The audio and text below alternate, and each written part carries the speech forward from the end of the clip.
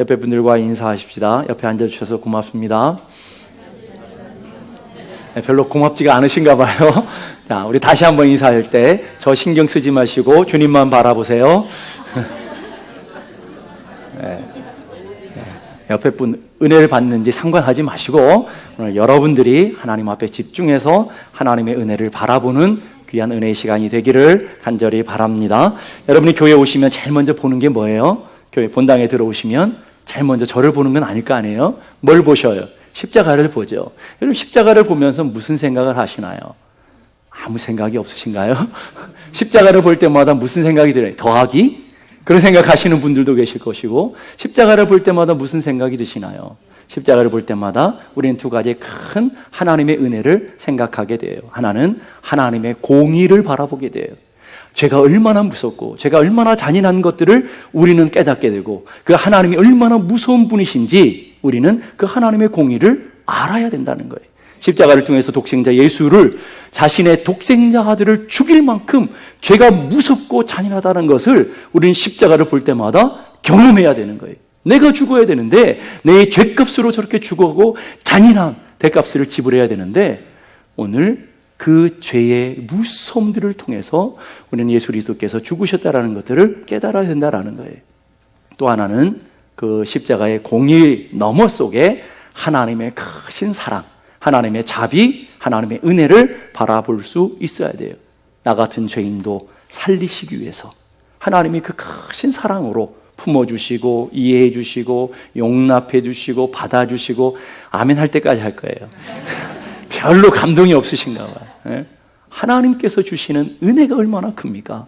여러분 십자가를 바라볼 때마다 나 같은 죄인 살리신 주의 놀라와, 이게 얼마나 우리 안에 벅차오르고 감격스럽고 눈물이 나고.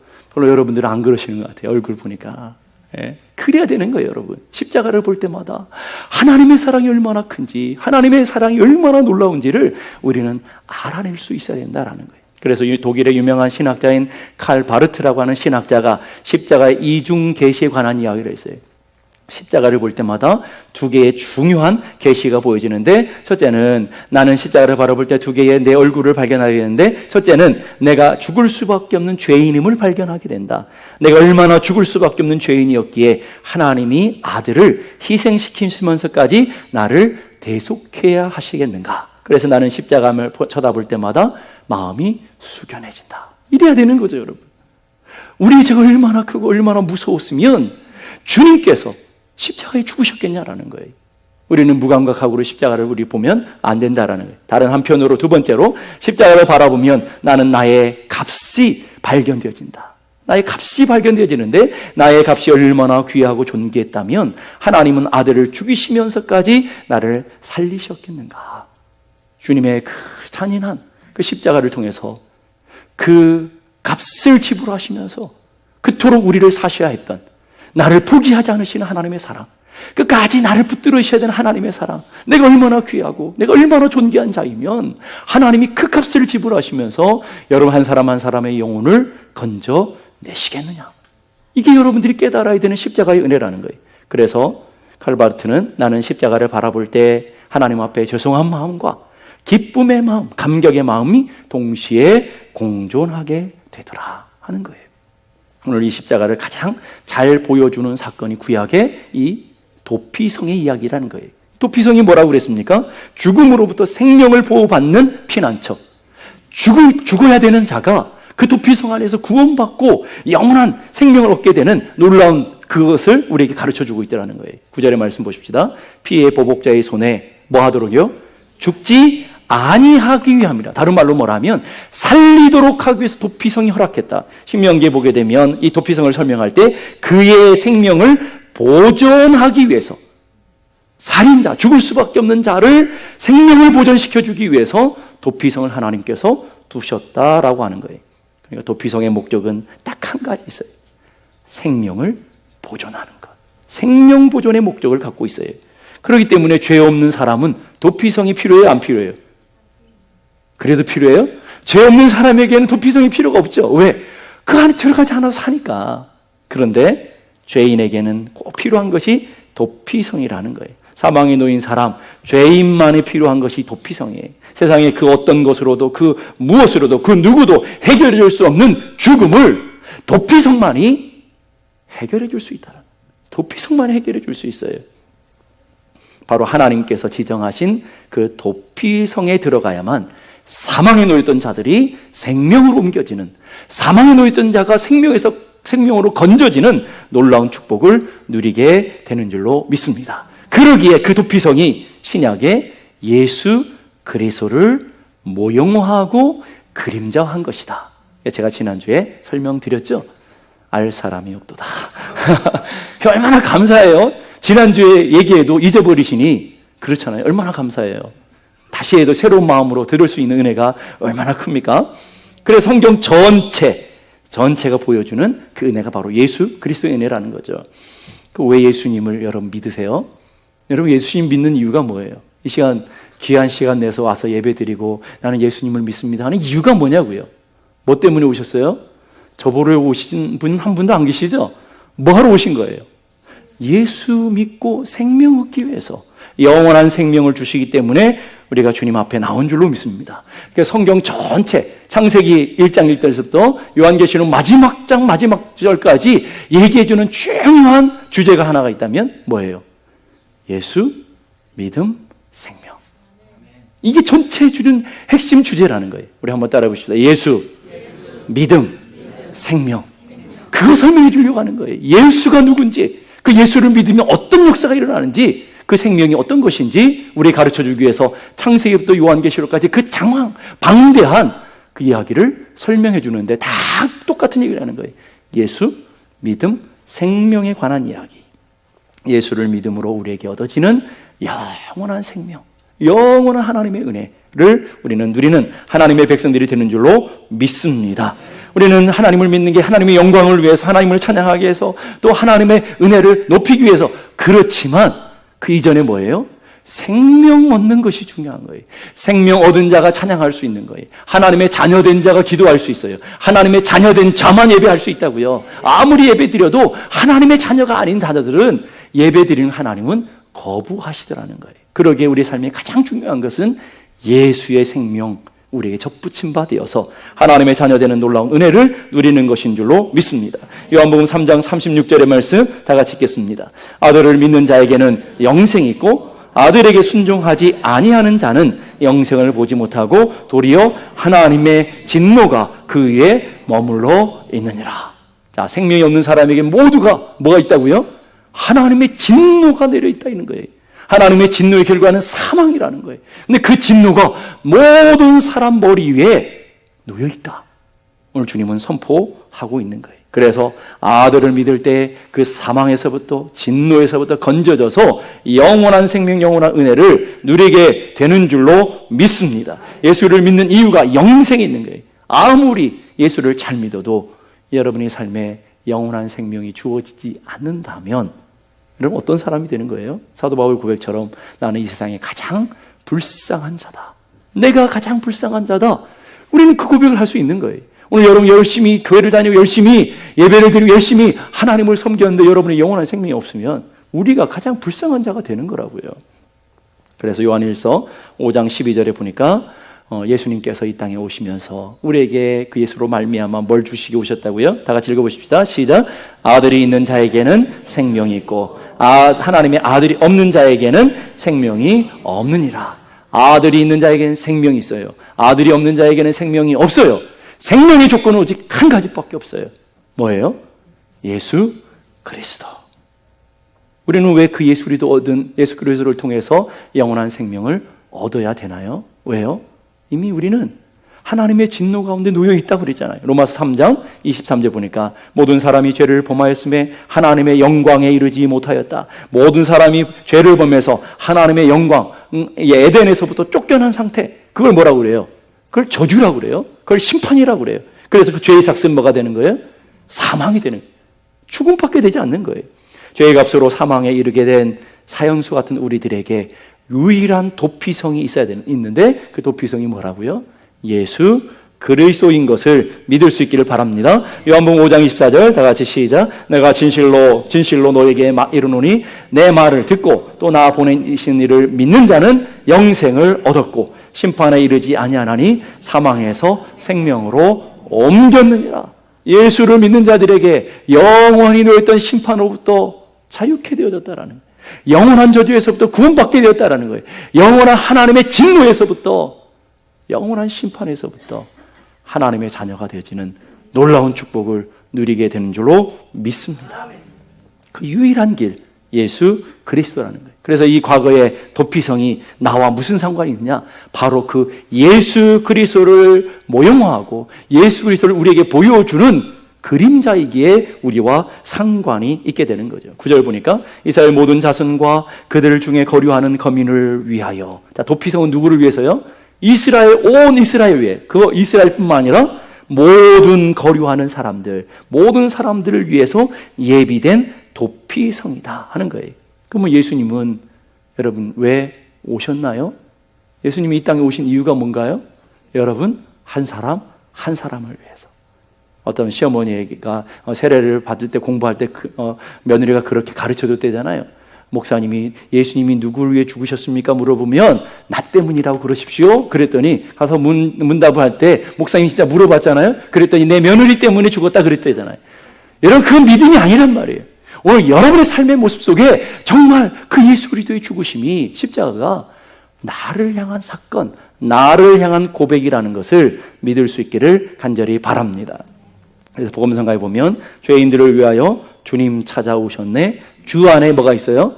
생명이 있네. 주 안에 생명이 있네. 예수 안에 생명이 있네. 주님이 빛이 되시네. 주님은 빛으로 말씀으로 생명을 들고 우리 가운데 찾아오셨어요. 하늘 보좌를 버리고 이 땅에 하나님의 백성들을 찾아오셨어요. 근데 요한복음 보니까 그 백성들이 어떻게 했죠?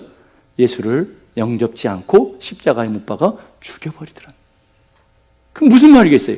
아무리 예수님께서 생명을 들고 이 땅에 오셔도 누가 그 영생을 받아요? 누가 그 복을 누려요? 누가 그 신령한 하늘의 은혜를 누려요? 누가요? 그 예수를 영접하는 자, 곧 그 이름을 믿는 자에게는 하나님의 자녀가 되는 권세를 주셨다. 하나님의 자녀 되는 권세는 그 예수를 나의 주님으로 영접하는 자들에게 주어지는 거예요. 그래서 마태복음 2장 17절 보니까 예수께서 들으시고 그들에게 이르시되 건강한 자에게는 의사가 쓸데없고 병든 자에게라야 쓸데있느니라. 나는 의인을 부르러 온 것이 아니고 죄인을 부르러 왔노라. 예수님이 이 땅에 오셨어요. 바리새인과 서기관들은 자기가 의인이라고 생각해요. 그러니까 예수님 필요하지 않아요. 나는 죄인입니다. 나를 불쌍히 여겨주십시오 하는 사람 다 구원을 받는데, 내가 의인인 줄 아는 사람들은 주님께로부터 버려지는 자가 되어지는 거죠. 그러면 그 은혜를 누가 누리는 거예요? 내가 죄인임을 알고 내가 하나님의 은혜 없이는 살 수 없는 자인 것을 깨달은 자들에게 주어지는 은혜와 복이라는 거예요. 아무리 아픈들 나는 안 아파라고 생각하는 사람은 의사를 찾아갈 이유가 없잖아요. 이 땅에 의사들이 얼마나 많습니까? 제가 지난 한 주 동안, 얼마 동안 굉장히 아팠는데 저는 나을 줄 알았어요. 하루 지나면 낫겠지? 이틀 지나면 병원 가면 간단한데, 미련하게 병원 가는 걸 생각도 못 하는 거예요. 그때 가는데. 나중에 보니까 이제 아까워서 이제 못 가는 거예요. 지금까지 고생했는데. 그렇잖아요. 지금까지 고생했는데 지금 가서 꼭 고치면 의사가 고친 것 같잖아요. 그래서 억울해서 못 가는 거예요. 오늘 여러분의 삶의 모습을 한번 돌이켜보자고요. 의사가 있는데 내가 아픈 줄 모르면 안 찾아가는 것처럼 예수님이 하늘 보좌를 버리시고 영원한 생명을 들고 우리에게 찾아오셨지만, 내가 죄인 줄 모르고 내가 의롭다고 생각하는 사람은 예수님을 찾지 않게 된다라는 거예요. 안데르센 동화를 여러분이 아시겠어요? 그 많은 동화들 중에 벌거숭이 임금님이라는 여러분 동화를 아시나요? 아시죠? 예, 자기가 벌거벗은 줄 모르고 거리를 활보하다가 생피를 당한 그 임금님 말이에요. 왜 그런 일이 벌어지는 걸까요? 왜 벌어졌어요? 그 임금님에게는 허영심이 있었잖아요. 세상에 최고 좋은 거, 잊고자 하는 그런. 그래서 이 사기꾼들이 와서 임금님을 속이죠. 이것은 보이지 않는 옷입니다. 이 옷은 세상에서 가장 화려하고 가장 아름다운 옷입니다. 그런데 조건이 있습니다. 착한 사람들의 눈에는 보이는데 악한 사람들의 눈에는 보이지 않습니다. 임금이 봤어요, 못 봤어요? 안 보이죠. 옷이 없는 건데. 그런데 그 허영심이 못 본다 그러면 어떻게 해요? 당신은 악합니다라는 걸 증거해 볼까 봐. 멋있다고, 아름답다고, 세상에 최고 아름다, 이런 아름다운 옷을 본 적이 없다고. 그리고는 벌거벗은 모습으로 길가에 나가죠. 누가 그걸 고발해줘요? 꼬마가 우리 임금님은 벌거벗었다 라고 해주니까 깨닫게 되는 거예요. 근데 오늘 우리가 그 모습 아니냐라는 거예요. 세상에 부귀를 갖고 있고 물질을 갖고 있고 건강하고 좀 예쁘고 그것으로 내가 치장하니까 나는 죄인이 아닌 줄 알아요. 그런데 나는 하나님 앞에서 벌거벗은 모습으로, 죄인의 모습으로 있음에도 불구하고 모른다라는 거예요. 그래서 예수님이 이 땅에 오셔서 하신 일이 뭐예요? 넌 바로 죄인이야 라고 선포해 주시고, 회개하는 자에게 하나님 나라가 이루어졌다 라고 선포해 주시는 거예요. 알게 하시는 거예요. 성 어거스틴은 이런 고백해요. 하나님께서 못하는 것이 세 가지 있는데, 첫째는 하나님께서는 돌아가실 수가 없다. 왜? 하나님은 살아 계신 분이기 때문에. 두 번째로 하나님께서는 회개하지 않는 죄인을 결코 구원하실 수가 없더라. 왜 그래요? 죄의 삭은 사망이기 때문에 하나님의 말씀, 하나님의 언약으로 이미 선포된 것이기 때문에 하나님은 신실하셔서 하나님의 언약을 지켜가시는 분이에요. 죄인에게는 사망이 이르러야 되는 거예요. 그러니까 회개하지 않는 사람들에게는 구원을 주고 싶어도 줄 수가 없다라는 거예요. 세 번째는 회개하는 죄인을 하나님은 벌하실 수가 없다. 왜 그래요? 하나님의 약속 때문에 그래요. 누군지 회개하면 영생을 얻는다고, 예수를 믿으면 영생을 얻는다고 주님이 약속하셨기 때문에 우리는 예수 그리스도로 말미암아 영생의 길에 들어서게 되는 줄로 믿습니다. 오늘도 피난처 되시며 보호자 되시는 예수님께서 우리를 부르고 계시더라는 거예요. 예수님의 음성이 들리세요? 여러분을 부르는 소리 뭐라고 부르세요? 뭐라고 부르시는데요? 수고하고 무거운 짐진 자들아, 다 내게로 와라. 내가 너희를 쉬게 하리라. 여러분, 수고하고 무거운 짐이 뭐예요? 여러분, 수고하고 무거운 짐이 뭐예요? 돈이에요? 건강이에요? 남편이 왼수가 수고하고 무거운 짐이에요? 자식이에요? 뭐가 수고하고 무거운 짐이에요? 죄의 짐을 얘기하는 거예요. 우리가 이 땅을 살아가면서 죄로 인해서, 그 죄로 나타나는 수많은 일들로 인해서 지고 가는 수많은 짐, 지고 가는 자들을, 그게 누구예요? 오늘 나를 얘기하는 거예요. 나를 부르시고, 난 안 그래, 난 수고하고 무거운 짐 안 졌어 라고 하는 사람은 주님의 부르심을 들리지가 않아요. 그렇지만 내가 수고하고 내가 무거운 짐이라는 것을 깨달을 때에 주님께로 나아가게 되는 거죠. 자, 말씀을 잘 보십시다. 수고하고 무거운 짐진 자들아, 다 내게로 오라. 누가 가야 되는 거예요? 주님은 억지로 끌고 오시지 않아요. 내가 주님 앞으로 나가면 그분이 너희를 쉬게 하리라. 우리가 주님께로 나가면 주님은 우리에게 힘을 주셔요. 우리가 무거운 짐을 들고 가면 주님은 벗겨주셔요. 우리가 주님 앞으로 나가면 주님은 자유케 하셔요. 그게 하나님의 은혜라는 것을 기억할 수 있기를 바랍니다. 우리는 무엇을 도피성으로 피하고 의지하며 살아가나요? 혹시 여러분의 인생의 도피성이라고 생각하는 게 뭘까요? 남편이에요? 아내예요? 부모예요? 여러분의 인생의 도피성이 뭐 돈이에요? 힘있고 뺏기는 사람입니까? 죽음 앞에서 보면 그것이 아무 소용이 없다라는 것, 내 인생에 전혀 의지할 만한 도피성이 아니라는 것을 정확하게 알아내죠. 죽음의 길에 돈은 동행해 줄 수 없어요. 죽음의 길에 아무리 사랑하는 남편도 동행해 주지 못해요. 죽음의 길에 아무리 사랑하는 자녀도 동행해 주지 못해요. 죽음의 길에 아무리 사랑하는 부모도 동행해 주지 않아요. 오직 동행하는 이는 예수 그리스도밖에 없는 것을 믿을 수 있기를 바라요. 그래서 요한복음 10장 28절 이렇게 말해요. 내가 그들에게 영생을 주노니, 내가 그들에게, 주님께로 나오는 자들에게 영생을 주는데 영원히 멸망하지 아니할 것이고, 또 그 다음에 뭐예요? 내 손에서 이 영생을 빼앗을 자가 없느니라.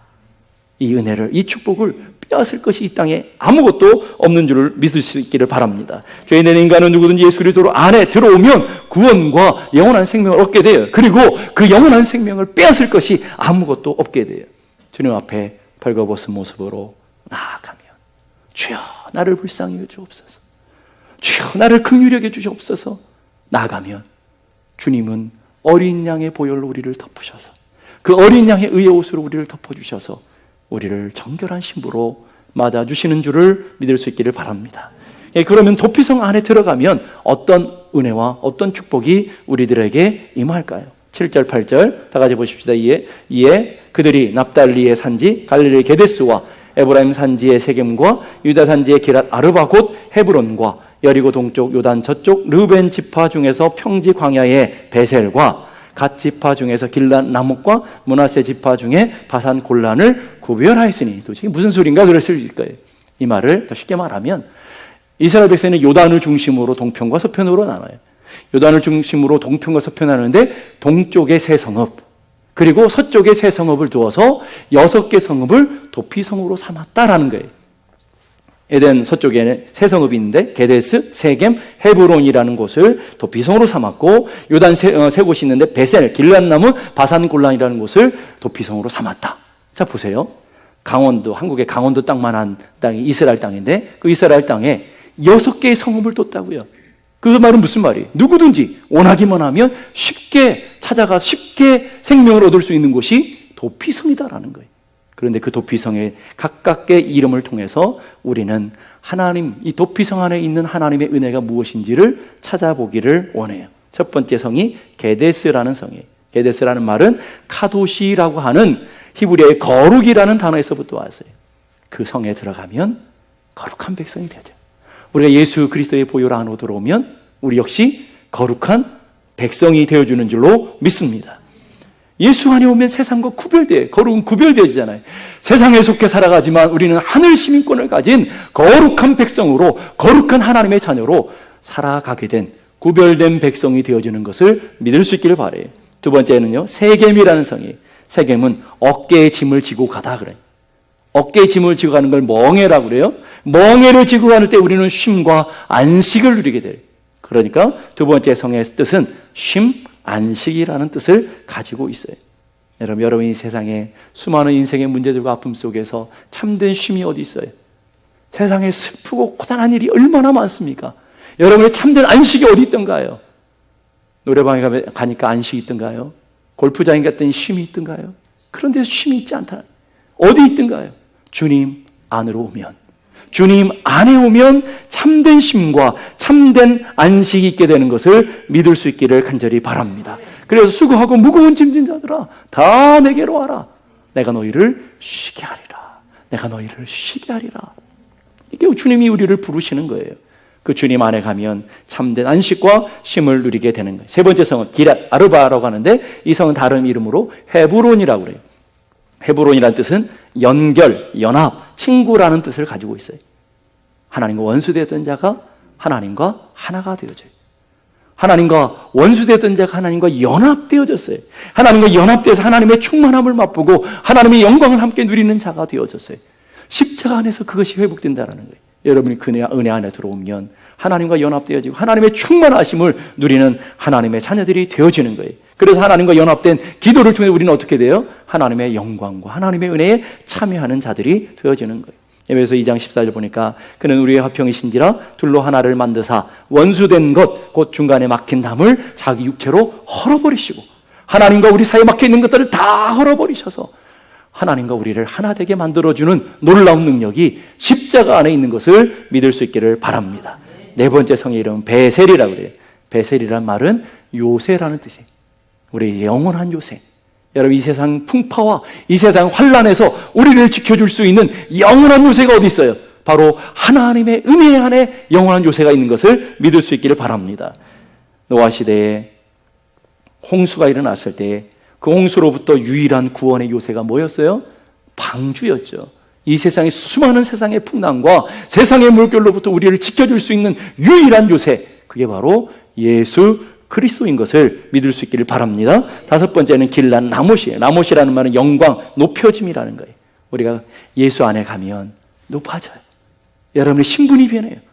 여러분의 가치가 변해요. 여러분이 존재가 변하더라는 거예요. 죄인이 의인 되어지는 놀라운 축복이 일어나요. 하나님과 원수되었던 자가 하나님의 거룩한 신부가 되어줄 줄로 믿습니다. 영원한 형벌에서 영원한 생명으로 옮겨지는 변화가 일어나는 거예요. 신분의 변화, 가치의 변화가 일어나는 하나님의 자녀가 된 놀라운 하늘의 권세를 누리는 하나님의 백성이 되어지는 거예요. 마지막 바산 골란이 있는데 골란은 기쁨이라는 뜻이에요. 기쁨, 희락이라는 뜻이에요. 행복이, 예수 안에 행복이 있어요. 예수 안에 기쁨이 있어요. 예수 안에 만족이 있다고요. 다른 어떤 것으로도 만족이 없다고요. 우리는 세상의 쾌락, 세상의 즐거움을 찾아서 막 쫓아가지만 그건 소금물 먹는 것과 똑같아요. 잠시는 여러분의 삶에 기쁨을 줄지 모르지만 돌아서면 허탈한 거예요. 돌아서면 허무한 거예요. 많은 것을 가지면 갈수록 더 허무한 거예요. 그러나 예수 안에는 구원의 기쁨이 있어요. 예수 안에는 구원의 영광이 있어요. 그 예수 안에 놀라운 하늘의 기쁨이 있는 거예요. 세상이 줄 수도, 세상이 알 수도 없는 기쁨이 우리들 안에서부터 샘솟듯 솟아나서 그 은혜를 누리는 자들이 되어지는 거예요. 그래서 하나님 나라는 의와 평강과 뭐라고 있어요? 희락이 뭐예요? 즐거움, 기쁨. 세상이 알 수도, 세상이 줄 수도 없는 그 기쁨을 누리게 되어질 줄로 믿습니다. 예수 그리스도는 우리의 영원한 도피성, 우리 영원한 도피성으로 주셨어요. 누구든지 예수 그리스도 안에 있으면 새로운 피조물이 되어지고, 누구든지 예수 그리스도 안에 들어가면 거듭난 영원한 생명을 얻게 되고, 누구든지 예수 그리스도 안에 들어오면 거룩한 하나님의 자녀가 되어지고, 누구든지 예수 그리스도 안에 들어오면 쉼과 안식이 주어지고, 누구든지 예수 그리스도 안에 들어오면 하나님과 화평돼서 연합된 자가 되어지고. 네, 아멘 할 때까지 하려고 그러는데 아멘 하시면 감이 좀 늦으신가 봐요. 누구든지 예수 그리스도 안에 들어오면 하늘의 기쁨을 누려요. 하늘의 만족을 누려요. 하늘의 영광을 맛보게 돼요.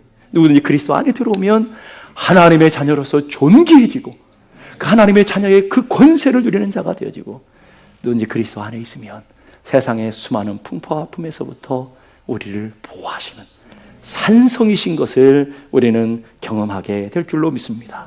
무엇보다도 가장 중요한 것은 그리스도 안에 있을 때 이 세상의 그 어떤 것으로도 하나님의 사랑을 끊을 수 없고, 그 어떤 것으로 우리가 얻은 영생을 빼앗을 것이 없다라는 거예요. 로마서 8장 38절 39절 다 같이 읽어보십시다. 시작. 내가 확신하노니 사망이나 생명이나 천사들이나 권세자들이나 현재일이나 장래일이나 능력이나 높음이나 기쁨이나 다른 어떤 피조물이라도 우리 주 예수 그리스도 안에 있는 하나님의 사랑에서 끊을 수 없느니라. 아멘. 끊을 것이 없다라는 거예요. 우리를 유혹할 것이 없다라는 거예요. 우리를 넘어뜨릴 것이 없다라는 거예요. 오직 예수 그리스도 안에 있는 자에게 승리가 있게 되는 것을 믿을 수 있기를 바랍니다. 네, 그걸 누가 얻어요? 누가요? 수고하고 무거운 짐진 자들아 다 내게로 와. 누가 걸어가요? 내가 걸어가요. 내가 은혜를 사모하고 도피성으로 들어가야, 도피성이 아무리 있어도 내 발로 걸어가지 않으면 은혜를 얻지 못하는 것처럼, 아무리 예수 그리스도의 은혜와 아무리 예수 그리스도의 그 존귀함이 크고도 놀랍다 그래도 여러분의 믿음으로 나가지 않으면 그 은혜를 누릴 수가 없다라는 거예요. 그래서 예수님은 문 밖에 서서 두드리면서, 내가 문 밖에 서서 두드리느니 누구든지 문을 열면, 내가 문 밖에 서서 두드리느니 누구든지 문을 열면, 누구든지 문은 누가 열어야 되는 거예요? 내가 열면. 그러면 예수님이 내 안으로 들어가서 너와 더불어 먹고 너와 더불어 나누고 너와 더불어 함께 산다고 주님이 약속하셨어요. 내가 내 마음을 열지 않으면, 내 마음을 열어서 주님을 나의 인생의 주님으로, 내 인생의 왕으로 인정해드리지 않으면 주님은 억지로 우리 인생으로 쳐들어오시지 않는다라는 거예요. 주님은 우리 억지로 사단처럼 우리 인생을 장악하지 않는다라는 거예요. 주님은 인격이시기에 문 밖에서 두드리시는 거예요. 내가 너의 도피성이다. 내가 너의 피난처다. 다 내게로 와라. 내게로 와서 쉼을 얻어라. 내게로 와서 평강을 누려라. 내게로 와서 하늘의 영광을 누려라. 내게로 와서 하나님의 자녀의 권세를 누려라. 내게로 와서 영원한 생명과 쉼을 누려라. 우리를 부르시는 거예요. 여러분이 마음을 열고, 예수님 내 마음에 오셔서 나를 붙들어 주옵소서. 예수님 우리 가정으로 오셔서 주인이 되어 주십시오. 예수님 우리 삶에 오셔서, 기업에 오셔서 주님이 왕이 되어 주시고 주님이 우리를 다스려 주옵소서. 열 때 주님은 우리의 삶에 역사하셔서 하늘의 신령한 복과 은혜들로 우리를 채우실 것을 믿을 수 있기를 바랍니다. 나같이 일어나셔서 이 하나님의 말씀